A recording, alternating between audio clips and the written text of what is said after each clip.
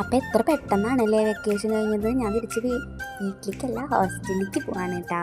നല്ല വിഷമമുണ്ട് എൻ്റെ മുഖത്തെ, പക്ഷെ ഞാൻ ചിരിച്ച് കാണിക്കുകയാണേ. എന്നും പോണേക്കാൻ മുന്നേ ഞാനിങ്ങനെ മുറ്റത്തേക്കൊക്കെ ഇറങ്ങി നോക്കും കേട്ടോ, എല്ലായിടത്തേക്കും ഇറങ്ങി നോക്കുകയെ. എനിക്കെന്തോ ഒരു ഫീലാണ്. അപ്പോൾ ഞാൻ പോയിക്കൊണ്ടിരിക്കാനായിട്ട് ഞാൻ ആദ്യം ഓട്ടോയിൽ കയറിയിട്ടാണ് പോണത്. നമ്മൾ ബസ് ബുക്ക് ചെയ്തിട്ടുണ്ട് കേട്ടോ. അപ്പോൾ ബസ്സിലാണിത് പോണത്. ഭയങ്കര തിരക്കായതുകൊണ്ട് എന്താ പറയുക, ട്രെയിനിൽ പോകണ്ടെന്ന് വിചാരിച്ചേ. അല്ലെങ്കിൽ നമ്മൾ ലോക്കലിലൊക്കെ ഉണ്ട് കയറി പറയും. ഇപ്പം സീസണല്ലേ, അപ്പോൾ പിന്നെ ബസ് ബുക്ക് ചെയ്യാമെന്ന് വിചാരിച്ചേ.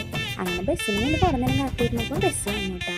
എന്നിട്ട് നല്ല വിശപ്പുണ്ടായിരുന്നു. എന്നിട്ട് ഞാനൊരു കട്ട്ലേറ്റൊക്കെ കഴിച്ചേട്ടാ. നാട്ടിൽ നിന്ന് പൊതിഞ്ഞമ്മ തന്നതാണേ. അപ്പോൾ അത് കഴിച്ചു. അങ്ങനെ പിന്നെ രാവിലെ ആകുമ്പോഴേക്കും നമ്മുടെ ബാംഗ്ലൂർ എത്തി.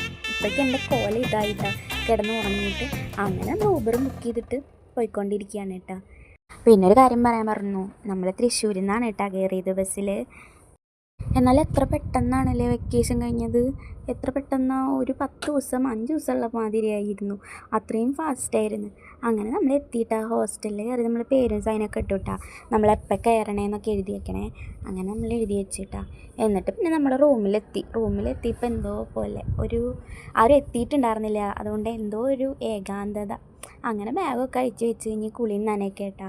തിരുമ്പാനും ഉണ്ടേ. അങ്ങനെ എൻ്റെ പണ്ടത്തെ ജീവിതം വീണ്ടും തുടങ്ങായി. വിഷമമൊന്നുമില്ല, സങ്കടമൊന്നുമില്ല, എന്നാലും അപ്പോൾ സബ്സ്ക്രൈബ് ചെയ്തിട്ട് പോട്ടാ.